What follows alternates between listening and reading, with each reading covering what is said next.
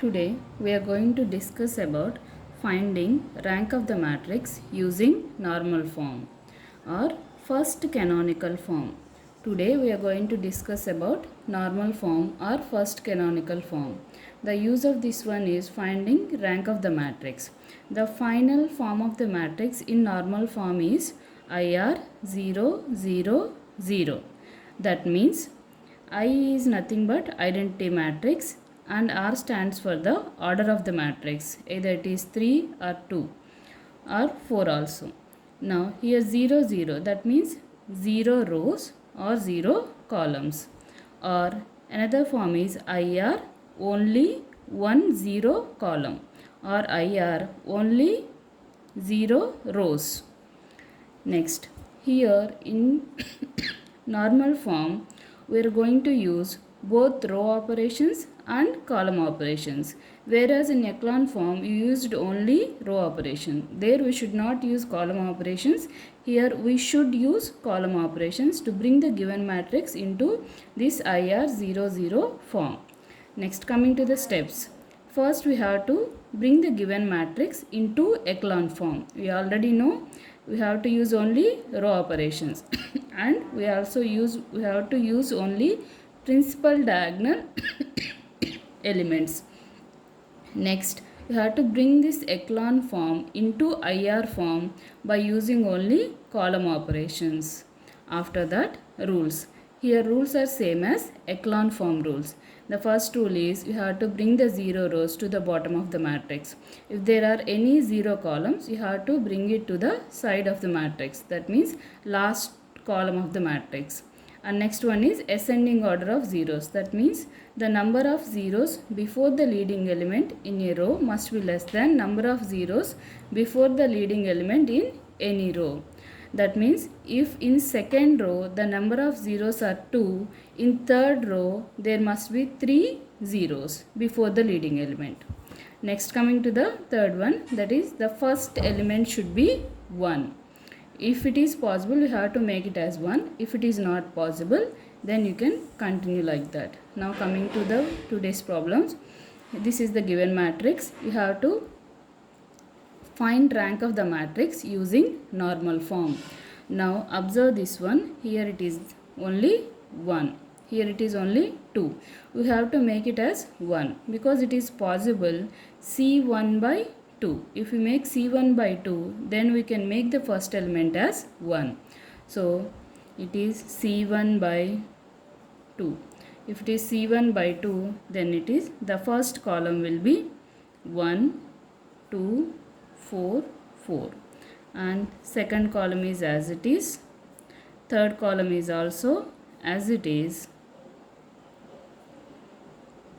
Fourth column is also as it is. Now the first element is 1. Here observe we have to use only principal diagonal elements. What is the first principal diagonal element? It is 1. So using the first principal diagonal element, we have to make the below elements equal to 0. We have to use only row operations. So in order to make second row first element equal to 0, the row operation is R2 implies R2 minus 2R1. The third row operation is R3 implies R3 minus 4R1. Next R4 implies R4 minus 4R1. Now the first row is as it is 1 1 3 5. Coming to the second row, R2 minus 2R1. 2 minus 2. So it is 0. 2 minus 2, 0. R2 minus 2R1, 1 minus 6, so it is minus 5. 3 minus, so it is minus 7. Next, coming to the next row, 4 minus 4, 0. 4 minus 4, 0. Then it is also minus 5 and minus 7. Coming to R4, 4 minus 4, 0. 4 minus 4, 0, minus 3, and it is 4 into 3. So it is minus 15, 1 minus 1. So it is minus 21. Here if you observe, the second row, the third row and fourth row, now they are not linearly independent. We can make use of any one row and we can make remaining two rows equal to 0. Remaining two rows equal to 0. So for that purpose, if you make R4 by 3, then this is also equal to -5 and -7. So apply this rows transformation. R4 implies R4 by 3 minus R2. Here also R3 implies R3 minus R2. 1, 1, 3, 5. First row is as it is. Second row is also as it is. And coming to third row and fourth row, they are all zeros. Next, now it is in the form of row echelon form.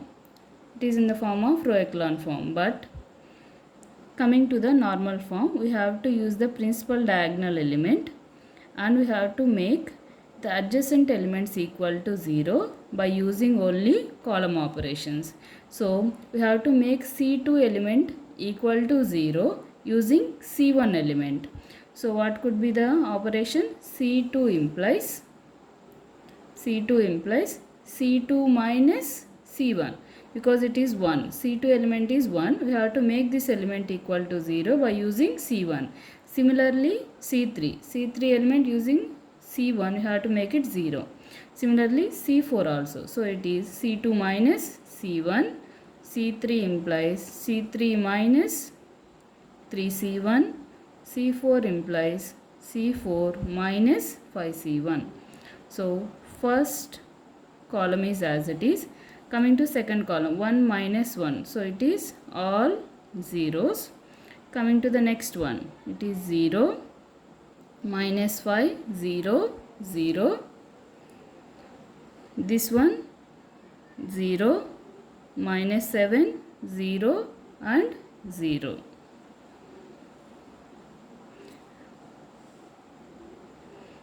Now here, observe this one. In the middle of the non-zero rows, there is one 0 row. In this case, we have to bring this 0 column, sorry, it is not row, it is column. So bring this 0 column to the last column, that is C4. This is C2, therefore interchange C2 with C4. Therefore 1, 0, 0, 0, 0, minus 7, 0, 0, 0 minus 5, 0, 0 and the last column is 0, 0, 0. Now using the second principal diagonal element 7, make the adjacent elements equal to 0. Here it is minus 7 and you can make C3 element minus 5 equal to 0. How can we make it 0? It is C3 implies 7 C3 minus 5 C2. 7 C3 minus 5 C2. Then first column is as it is. Coming to second column, 0 minus 7, 0, 0. Coming to third column, it is all zeros and fourth column is also all zeros. Now, is it in the identity matrix form? No, because here there is minus 7. So, how can make it 1? By simply dividing C2 with minus 7. Then we will get